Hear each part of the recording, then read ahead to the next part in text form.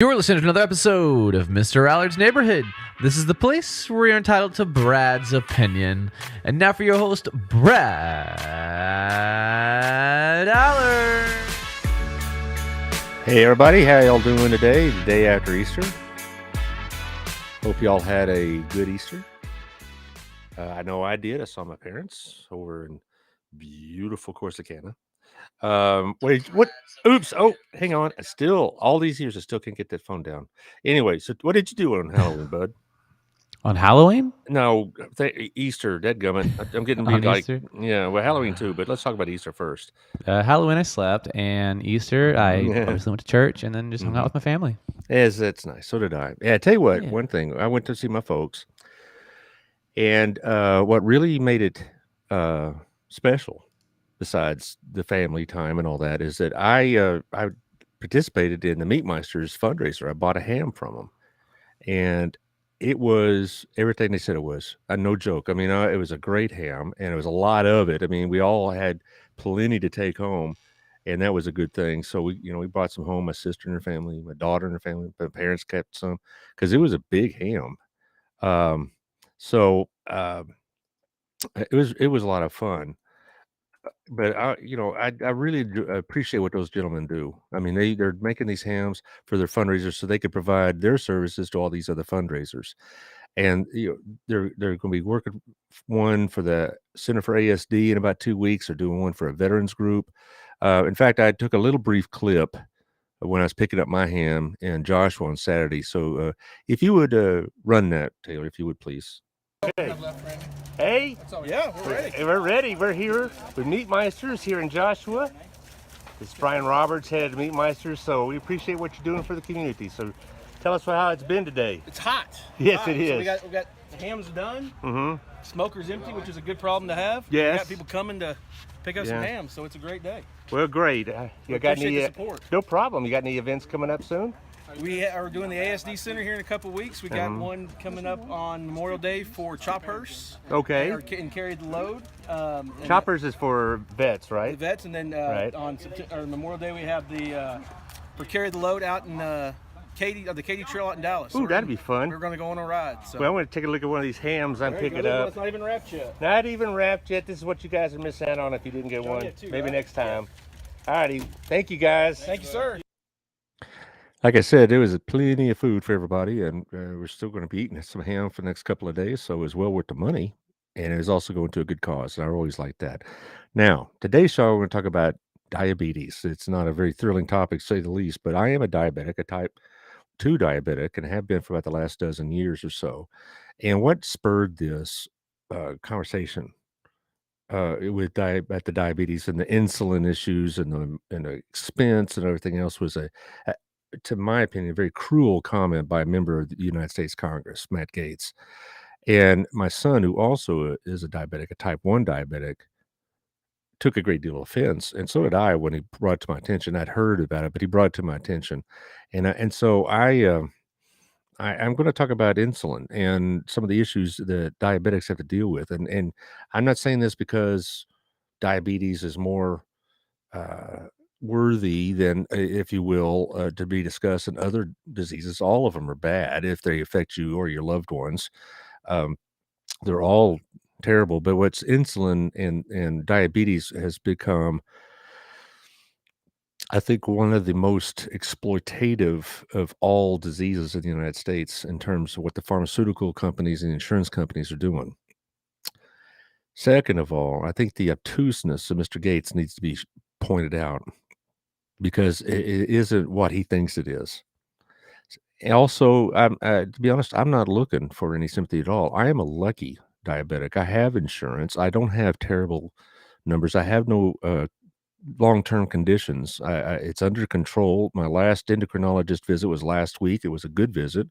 I had good numbers for a diabetic. I mean, really good numbers. And so I'm in good shape.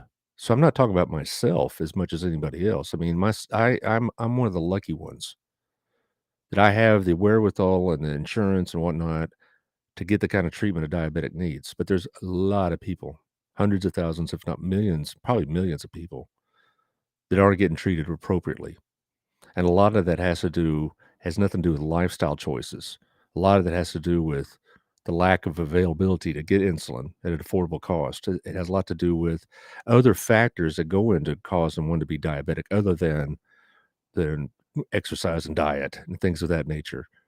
People think a lot of times diabetes is a disease of the obese or the out of shape or whatnot, and that is not true.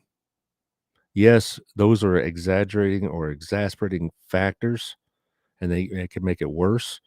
And yes, treatment, you could treat your diabetes with exercise and diet, make it more manageable. But the root causes of diabetes isn't just overweight. There's a lot of factors in that. And we're going to go through all of that. But let's go through the sponsors first, if you would. Thank you to Daniel, CrossFit Burleson. Hit the link, crossfitburleson.com, and you can see their training programs and their membership plans and whatever specials they got running. And also, the summertime is a good time to work out indoors because it's going to be 110 degrees at 2 a.m. So you want to work out in a more congenial atmosphere. So CrossFit Burleson on 317 Southwest Wilshire will get you that workout you want. Also, thank you to Shandy Stocksdale. I was reading in the Dallas Morning News yesterday about the growing difficulties of buying a house. It's even worse now than the last time we talked about this a year ago or 6 months ago or 3 months ago. It's just getting really, really hard. And so if you're going to move into this area, you need somebody that's going to know where the houses are coming for sale even before they come on the market, which is the common thing. And so Shandy can help you with that. So if you're looking to move into this area, talk to Shandy, and she may be able to help get you in the house before it even shows up with the sign in the yard. So give her a holler. Also, Rex over at the Russell Wealth Group, myfinancialbox.com. Hit the link. You'll get to know him. He's quite the character, and he's a good, really good financial advisor. He's been doing this a long time, so he knows how to help. And so if you're looking for 401k help, you're looking for retirement plans, whatever, hit the link, get to know him, have some coffee with him, and become one of his clients, and you'll be glad you did. Thank you to Gayla over at Southern Gym. It's getting close to Mother's Day, and so if you have, everybody has a mom or a spouse or somebody or a grandmother, maybe, who knows, that needs some jewelry for Mother's Day. So check out Southern Gym. She has a great inventory. Plus, she can help you design something. She can help you clean and or fix old jewelry, and she's got the whole jewelry business going on over there. It's on the top floor of the Windmiller building, and it's becoming very quickly one of the best places in town to get those type of gifts. I'm a little bit clogged up today, so if I sound a little rough, it's because the pollen is really working me over, particularly in Corsicana. My car is covered. Anyway, I digress. I tell you what might fix some of that rough voice is a Hotworks treatment over Michelle Winfrey's outfit over on 714 over by the Kroger and the theater and whatnot. And Hotworks has all these different types of plans: Pilates, rowing, biking, yoga, you name it. It's like 10 different programs you could sign up for over there and get the whole workout with infrared, which will maximize your workout, save you time, trouble, and effort. Okay. All right. Here's the thing. My diabetes story is very undramatic. At just about my mid 40s, I started getting higher and higher sugar counts in my blood tests when I was going to my doctor. I go to my doctor every 6 months because of a couple of medications I'm already on. And they put me on metformin, which is a very common medicine. Well, after about 3 or 4 years of trying to control it that way, the numbers are getting worse and worse. And so I signed on with an endocrinologist, and we got different medicine, better medicine, or more a focused approach on dealing with it. And my diabetes numbers are not that concerning to anybody, but other than my wife. She worries about everything. But the point is that I am not here to talk about how terrible my life is. My life, to me, diabetes is an inconvenience, but for millions of people, it's life-threatening. All right? For millions of people, it's very dangerous. The damage it does to people is enormous, and it's long-term, and it's irreversible. And so this is who I'm really talking about. And this is why I took such umbrage, if you will, about Matt Gaetz's comment. What had happened was, what the background is, there's a bill, it's called HR 6833, which would limit copays to about $100 a month. regardless of what insurance or even if you have insurance. Right now, if you have good insurance, your copay is around maybe $35 per prescription. That's what I have. So that's why I consider myself one of the lucky ones.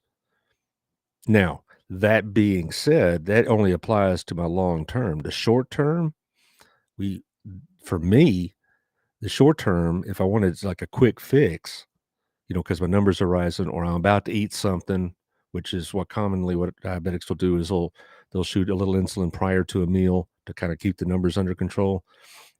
If I want a short term, my endocrinologist gave me 3 or 4 names, and gave me 3 or 4 names, and we looked them in the insurance, and they would have cost me over $100 a month, and that's with insurance. Now, if I didn't have insurance, it'd be $300 a month. Ben, I knew it here from you. Look up the carnivore code. Your body can cure type 2 diabetes. Endocrinologists don't solve the problem. I'm going to have to disagree with you on that one, Ben. A lot of these things are not strictly on a dietary basis. There's hereditary factors and other factors, and I'll get to it. But we're going to have to agree to disagree. As one that is diabetic, one has talked about this with their doctors, it's not, diet and exercise does factor into it, but not. There's no magic diet. There's no magic bullet for it. Anyway, back to what I'm saying. HR 6833. It basically, Matt Gaetz was denying the fact that many people who need insulin are victims, as he calls them. He basically said they need to lose weight. They basically need to. It's their fault that they have diabetes, is what he's saying. That if they just lost weight and got off the couch, they would not be diabetic. That's just not how diabetes works, particularly for type 1. Type 1 and type 2, it's not like they're just 2 variations of the same kind. They're almost like 2 separate diseases. But for type 1, the solutions for type 2 don't work and vice versa, just in case you didn't know. But basically, what this bill would have done was limited copays to $100 a month. And Gates is saying, oh, it's just big government, big brother. It's people looking for the government to bail them out. And if they just would lose weight, they wouldn't have this problem. I think that's pretty calloused, actually. Basically, he says that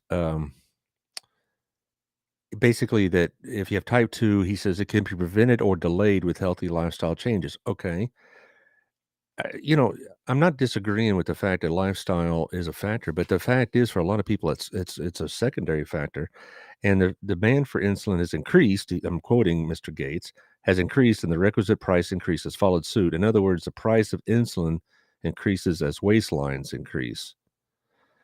All right. Now, I'm getting this information from the USA Today article that I quoted from, and just to let you know where I'm getting information, by the way, is my custom. Again, USA Today, Fox, Wall Street Journal, and Washington Post is my primary sources, just in case you're asking. The USA Today article talks about, I'm quoting in this article, this isn't Mr. Gaetz, this is the article. While type 2 diabetes is tied to obesity and physical activity, it is also tied to a number of other causes like insulin resistance, genetics, family history, genetic mutations, hormonal diseases, certain medicines, and damage to the pancreas, according to the National Institutes of Health. Type 1 is likely caused by genetics and environmental factors like viruses that might trigger the disease. And this is exactly what happened to my son, whom I'm reluctant to bring into the show on any other occasion, but I think he wouldn't mind this one. He was not born with diabetes.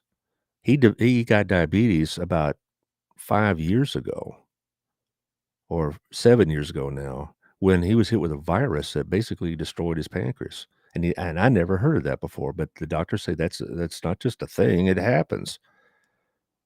And so he developed type 1 diabetes after a virus hit him, which is exactly what they're talking about here. It wasn't, and he's in very, very good shape. He's not overweight. He watches his diet. He works out. He has to really work at controlling his numbers. Okay, and go back to the previous quote I just said, the type 2 is tied to obesity and physical activity. And so that's what Gates is pointing a finger at, but there's a lot of other factors for getting diabetes have nothing to do with lifestyle. If you have a genetic disposition towards it or family situation, or if you were hit with some sort of viral situation, sometimes you just develop type 2 diabetes, and that's all there is to it. It didn't, before I developed it, I wasn't sitting around the house drinking Dr. Pepper. I think my biggest indulgence was chocolate, as many of my former students will tell you. But I didn't drink soda very much even then. I haven't had the only time I've had a soda in the last 8 years is to help bring my numbers up if they crash, which is a common effect of insulin and type 2 diabetes. But anyway, I really did take great offense to what Mr. Gates had said. And so were diabetics if they were paying attention. And only 12 Republicans voted for the bill. Now, it passed Congress. All right, passed Congress. All the Democrats voted for it. 12 Republicans voted for it, none of which were in Texas. And now it's going to the Senate where it's going to go die as usual. They're talking about the filibuster and all that. But I think sometimes the filibuster is a cop out for the Democrats, to tell you the truth, that they can blame the Republicans. Oh, they won't let us vote on it. And they're grateful that they don't have to vote on it because there's a lot of pharmaceutical companies that are represented by Democrat senators up in the Northeast in particular. So you have that to deal with. But let's just talk about insulin as a whole. It's absurdly high, as the title in Vox talks about. It's incredibly high. It is the high. We pay more by a factor of 4 than any other country in the world for their insulin. Okay. The invention of insulin, by the way, I didn't know this at the time, but what was kind of interesting to me is the insulin was invented in Canada. Was invented in Canada by 3 doctors, and they refused to take a patent out on it because they said they did not want to profit from a discovery that they knew would lead to millions of lives being saved. And so they basically charged $1 for the patent, and that's it. They never took out a patent, and ever since then, it's been public domain in effect. Now, let's be clear, the variations of the insulin that we're talking about are patented, certainly, and that's the problem. That's the problem. Okay? The reason why insulin prices don't come down, Mr. Nichols says, can your blood sugars go up if you don't eat carbs? Absolutely. Fats and sugars also cause diabetes as well. Now, you say, well, I don't eat sugar. Well, there's a lot of times sugar is snuck into your food, and fat is in everything just about. And I don't mean excessive fat. Even if you eat lean meat, it's going to be fat in it. So basically, you say you don't eat any carbs, Mr. Nickel, that's great. And your likelihood of getting diabetes is greatly lessened. But it's not a guarantee. It's not a guarantee. Even if you're at a very strict diet, other factors can cause you to have diabetes. And that's my point. And Mr. Gates seems to be obtuse on that point. But back to what I was talking about. The real problem with it is we don't have a generic out there. Now, rely on that we get from Walmart, I'm going to discuss later. But that's not a generic substitute for what I'm talking about. That's a synthetic insulin that was created for Walmart. It's different than a generic. Almost every medicine, after a while, expires. Their patent expires, and it goes into genetic, and it becomes much cheaper. I mean, one time aspirin had a patent on it. Now, obviously, it doesn't. Just about every cold medicine you want to talk about had a patent. Now it doesn't. That's why you can go into CVS or Walgreens or wherever you want to go get your medicines from and get either NyQuil or the company brand equivalent for about $1.50 less, and it's the exact same ingredients because there's no patent on it anymore. You can't do that for insulin. Okay, you can't do that for insulin. There is no generic substitute for all these diabetes commercials that you see, and how you just poke yourself once a day or once a week, whatever, and your life is great.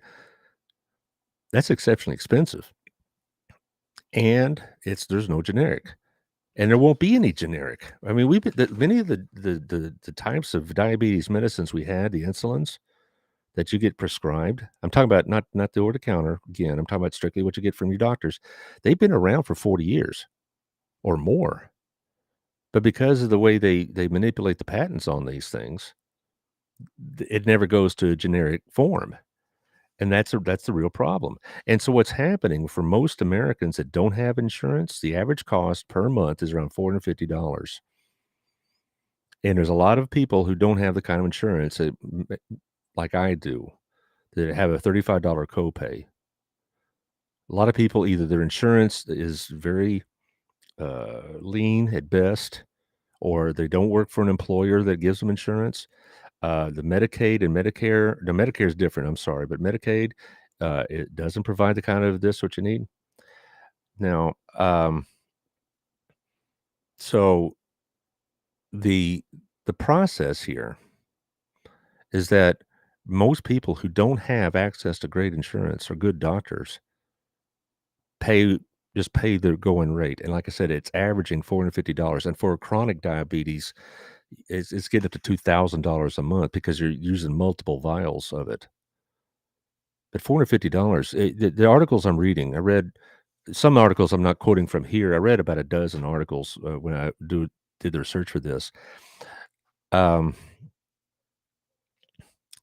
They had anecdote after anecdote of people that basically were doing without other things so they could get their diabetes medicine. They either were skimping on the medicine themselves, under medicating, or they were doing without other types of medications they may have needed, or they were doing away with other types of expenses, or they were going into debt to be able to afford this medication. And the majority of people that are on these medications are not covered by employer insurance that allows for $35 copays. Majority of the people we're talking about here, that I'm talking about here in these articles, don't have access to this. And this is a story, and I know newspaper stories pick out the anecdotes that support their thesis, and I get it. And but what's happening with insulin is that it's probably one of the few medicines that is used on a daily basis to forestall or prevent or to maintain health. It's at this level of expense and this uninsured level of expense. Mr. Nichols says the prices are ludicrous and could be called criminal. Yes, they are criminal, and I'll call it just like that. Here's the problem: is that where I'm looking for where it is. I'm looking for something here. Oh, here it is on the Washington Post. They talk about how Cigna developed a deal where if you're on a Cigna healthcare plan through your employer, not if you got it individually, but through your employer, you would get $25 copays. Okay, that's pretty good. Their total number of people that affects is 230,000. The total number of people diabetes is almost 100. Is probably anywhere it's guesstimated between 25 to 35 million people. So we're talking about less than 10% are going to be affected by Cigna's generosity here. Also, I'm looking for the quote that's probably the key quote in all this. There it is. All right. I'm going to quote from the Vox article directly. According to a 2017 Lancet paper, Lancet is a diabetes journal, if you're not familiar with that, on insulin price increases, older insulins have been successively replaced with newer, incrementally improved products covered by numerous additional patents. The result is that more than 90% of privately insured patients with type 2 diabetes are prescribed the latest and costliest versions of the insulin. And so, but what it's saying is that most of this insulin we get is a little bit better, touch better than the one before it. And they renew the patent, and so it never goes into generic. And the doctors are I don't know how much they have to do with this, but they're not prescribing older insulins or older insulin formulas. They are selling you the newest and greatest stuff because it supposedly is better for you, has better effects, and that's what doctors are trying to do. And so, rather than letting all these various medicines go into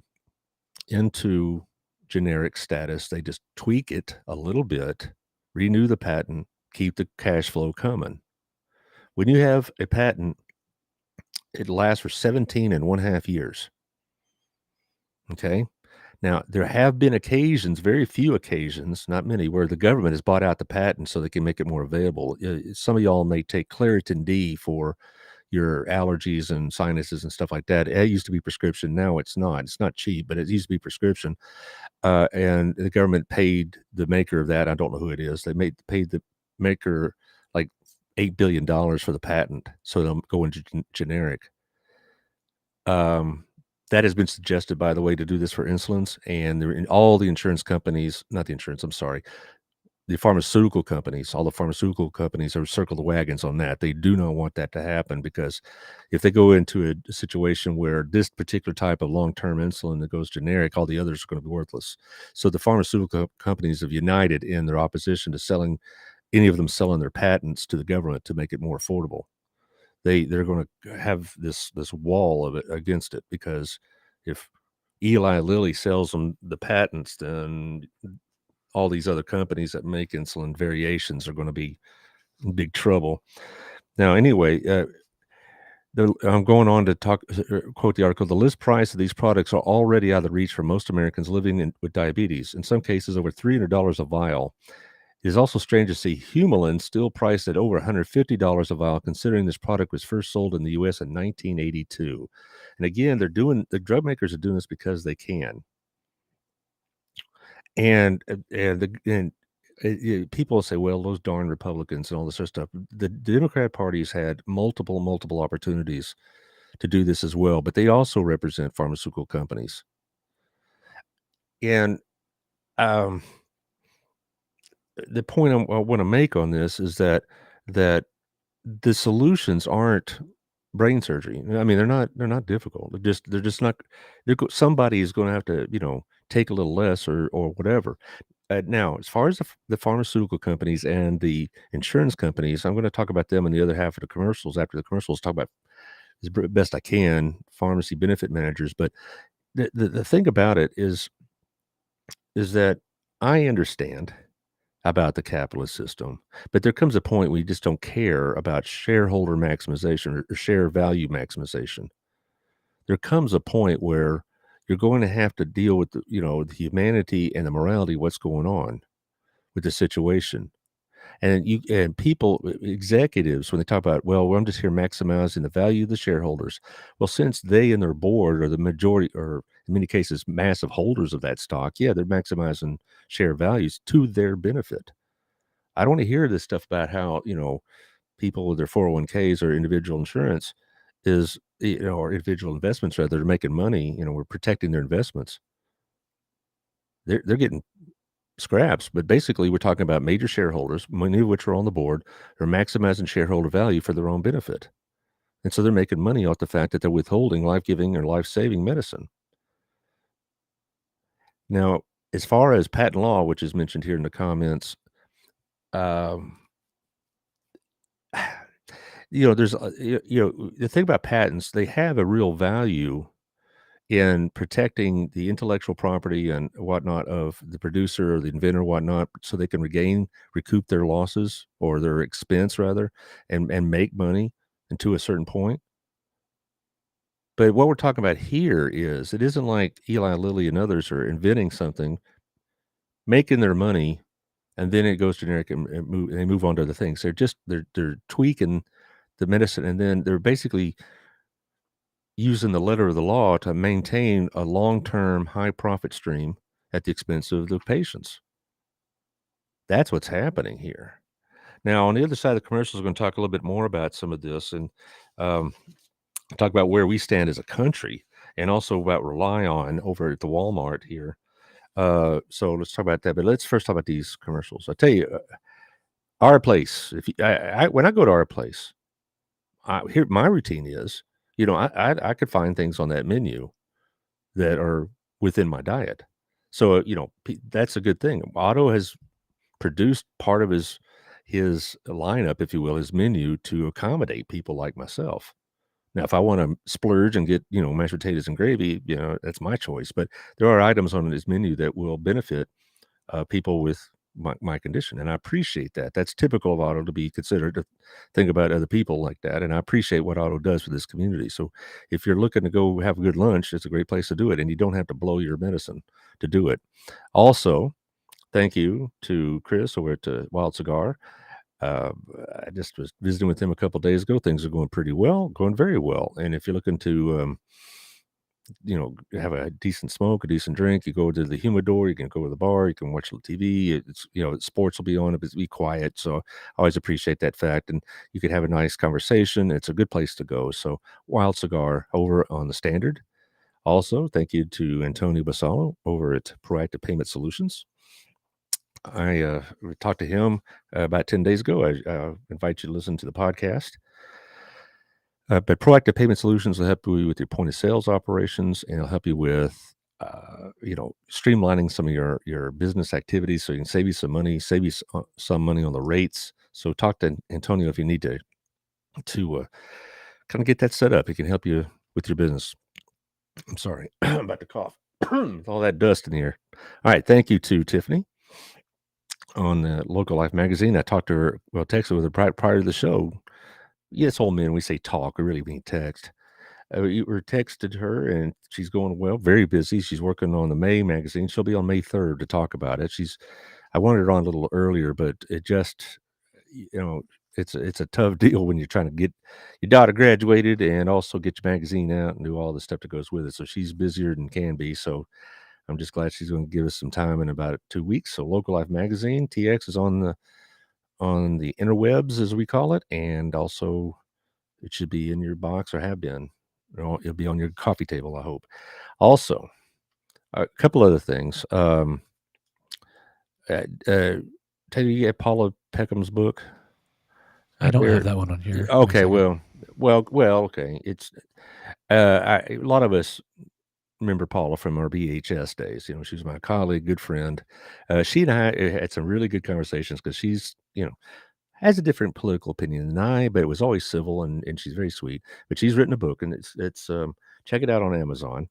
So it's a fictional novel, so it's not like a math book or anything like that. It's something for enjoyable reading. Also, remind you of the farmers market. I need to go by there. Last couple Saturdays, I said, by God, I'm going to go, and then something happened. So there you go. But I'm going to go. So remember the farmers market. Also, Taylor, at the end of the show, I want to talk about that 85100 number. Okay, so if you want to get that in bullpen, will do. All right. Also, where am I back? Okay, let's talk about where we rank in the world. I'm holding in my hand the list of the top 10 most expensive countries in the world for insulin. The United States, of course, is number one. But let's just go see how much different this is. Number 10 is Italy. It costs roughly $10.03 a month for this kind of thing, for what we're talking about here. All right. $10.03. I'm getting a text message, and I better pay attention. It's from the wife. She says, I always do this. Anyway, I'll talk about that. It's just the wife. She was letting me know some good news that we had. I've been waiting for. Anyway, $10.03. Okay, that's number 10, and it goes through the countries here. Canada is $12 a month, $12.46 in Switzerland. This is the averages. Japan, $14.40. Number 2 on the list is Chile at $21.48. Number 1 is the United States at $98.70. We are 4 times more expensive than the number 2 on this list in terms of insulin cost. 4 times. The people of Chile get their insulin at a fourth of what we're paying here in the United States. When I read that, I said, how could that even be possible?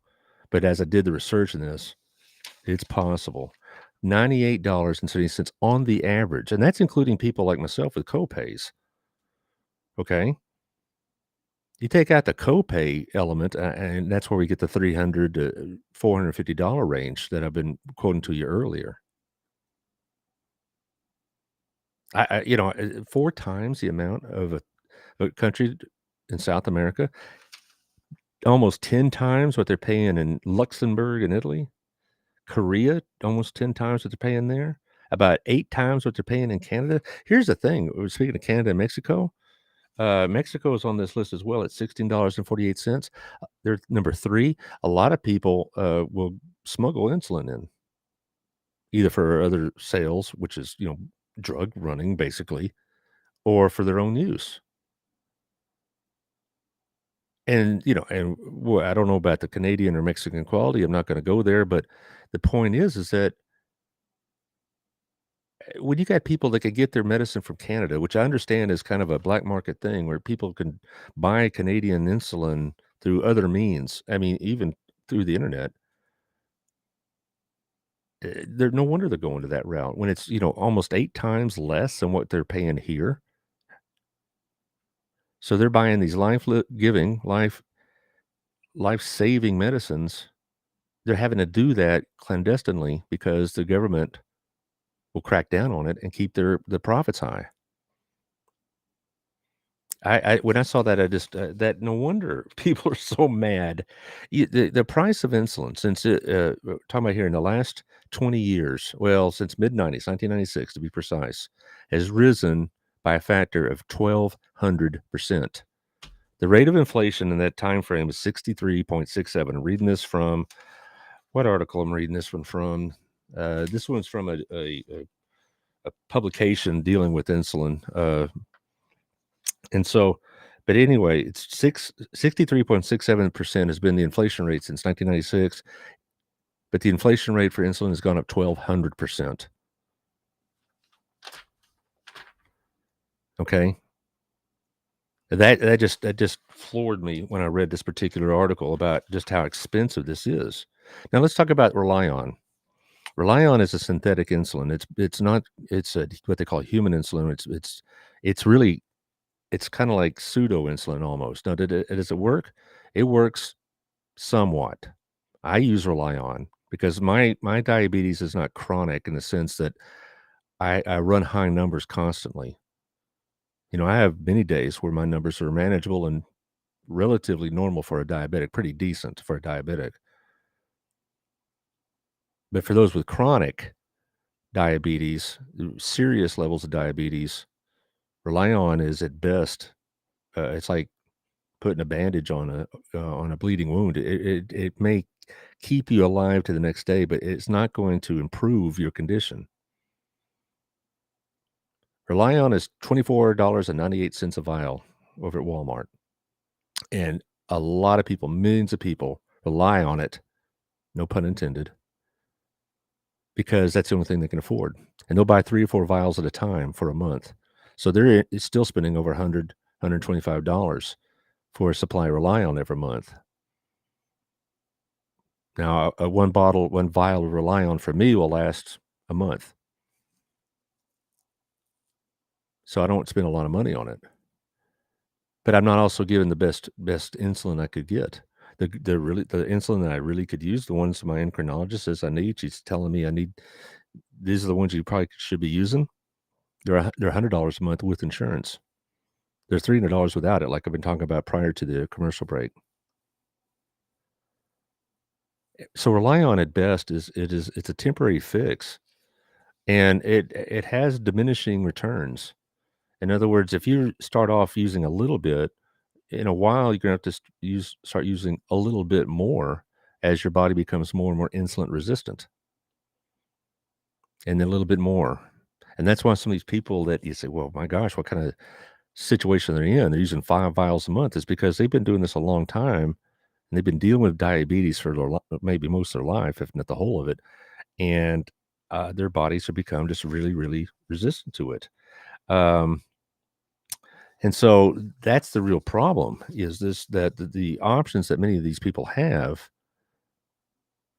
aren't good options.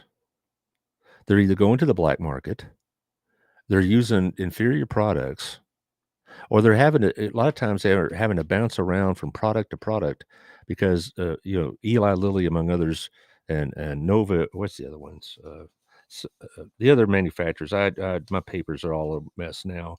The other manufacturers often give discounted, coupons and whatnot. I have one for Eli Lilly for the fast acting if I want to try to access it, but those aren't a magic ticket because what'll happen is, you may or may not qualify, or it's $35 or more, and you find out, well, you're in the more category, or it only lasts to the end of the year, and after that, you either have to change providers and access their coupons, or you just got to hope Eli Lilly renew it for another year.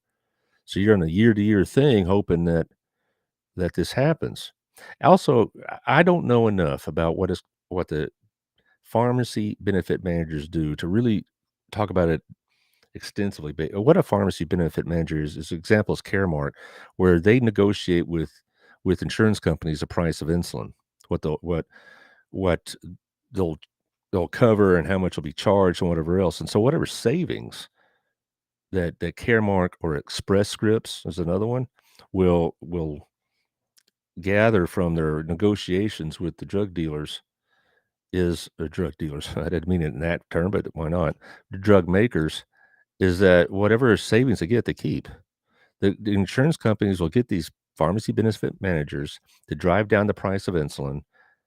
And therefore, if they do that, then Aetna, Blue Cross, whomever will, okay, we'll take yours instead of these. All right. And I'll get to that. And there's a point I want to make after I finish this thought. But basically these pharmacy benefit managers will say, okay, we'll choose insulin A over all the alternatives, and that's the one that Aetna will cover. And if your doctor prescribes insulin B, you're out of luck. This is what happened when I switched from Aetna to Blue Cross, or when I was switched by the TRS system. Several medicines became unavailable to me. I'd had to switch medicines or pay the extra cost. One example is, I'm sure you've seen these commercials, what's called a Freestyle Libre, the little device. I have one here in my right arm, and you put the phone up or the monitor, bang, and tells you how much your blood sugar's gone up. Well, I had to buy those over the counter now. Why? Because Blue Cross doesn't cover it. They only cover another type of monitor, Dexcom. And, at first, Aetna covered my Freestyle Libre. Dexcom was an option. Now it's no option. I either have to use Dexcom or pay for it myself. But because Dexcom is more expensive, even with insurance, I just pay out of pocket for the Freestyle Libras. That ain't cheap either. That's about a 3-month supply is over $200. So there's an example how it's affected me when a pharmacy benefit manager said, okay, we'll only use Dexcom instead of Freestyle Libras for Blue Cross. I was just kicked to the curb on that deal. And so we use our health savings plans to try to make this happen. What a pharmacy benefit manager does, in essence, again, is negotiate on behalf of insurance companies with these manufacturers. But whatever savings they accrue go to the insurance companies, not to the clients, not to the insured. We may never notice any difference in price at all. But Aetna, Blue Cross, Humana, you name the company, is making more profits by lower insulin prices because of their ability to negotiate in bulk like that. And so what'll happen is, okay, so this one PBM will say, okay, we're going to choose this particular insulin, Tresiba or something like that. All the others are out of luck. Or if they're more expensive, maybe. And so that's what is happening here, is that insurance companies are profiting greatly from insulin. The pharmaceutical companies are profiting greatly from insulin. And we have millions of people that need it and many that can't get it, or at least they can't afford it, or they can only partially treat their problem. And what diabetes does to your body, it damages your organs, it damages your eyesight, it cuts down your circulation. And that's why you have a lot of older diabetics that have had toes or feet amputated. And so while they're slowly being eroded, basically, huge profits are being made. Now, I'm going to say this as much tact as I can muster. I'm a Republican, have been a Republican, but this is why people who aren't Republicans don't like the Republican Party. This is why they look at people like Matt Gaetz or Marjorie Taylor Greene or Madison Cawthorn or Lauren Boebert or Paul Gosar of Arizona, who draws cartoons about killing his fellow members. That's no joke. They look at that and say, this is a Republican Party. And when you have opportunities to show a different side or different face of the Republican Party, they boot it. And 193 Republicans voted against this, including Roger Williams, who represents this district. And that's what people see some more often than anything else. And they don't have to read this in the New York Times or watch it on CNN. They could see this absolutely. The point is, this is what people who aren't Republicans see when they see the State of the Union address, for example. This really just made me sick. When they see the State of the Union address and they see Marjorie Taylor Greene and Lauren Boebert standing up and screaming at the president during his speech, that's disgraceful. I don't care for Mr. Biden. I think you know that, but come on, let's conduct ourselves with a little decorum and a little maturity. When I see Matt Gaetz saying, well, if people with diabetes are just too fat, they need to lose weight. When they hear Madison Cawthorn talk about drugs and orgies on Capitol Hill, I'm saying this as a Republican to my fellow Republicans. We need to get rid of these guys and start being Republicans that represent the people and not these fringes that allow this kind of stuff. This vote should have been close to unanimous. This vote should never have had 193 people in the Congress opposing it. And what was even more, the point, and I rarely agree with the Democrats, but they're right on this one. This was part of that Build Back Better bill. And during those negotiations, many Republicans said, hey, we like that little piece of it, but we don't want the rest of it. And so they took that piece out and negotiated it separately. And then Republicans said, never mind. We were kidding. Psych, whatever you want to say. They pulled the rug out from under them. About a month ago, I did a show about how a lot of us don't have a political party anymore. I am a conservative, but there's nothing unconservative about making sure that people get their medication appropriately. Okay, there's nothing unconservative about making sure that it's affordable for everybody. And there's nothing conservative about we're going to subsidize all these other businesses like the pharmaceuticals and give them billions of dollars in subsidies and tax write-offs, and then squeeze the money out of the people who receive the medicine. Okay, there's nothing conservative about siding with big business over people who need their medicine. There's nothing Republican about it. People want to talk about, being a libertarian. They want a laissez-faire. They want the market economy. And I'm all for the market economy. But when you have the market economy being distorted, like it is by these pharmaceutical companies and insurance companies, when you have the markets being so unfavorably tilted towards them at the expense of the people who need this life-giving medicine, that's not market capitalism. That's not laissez-faire. That's not republicanism. But it's become entrenched in the minds of many people that it's what it means. Now, I have no doubt the Republicans are going to take over the House and probably the Senate next election. I don't know what they're going to do with it.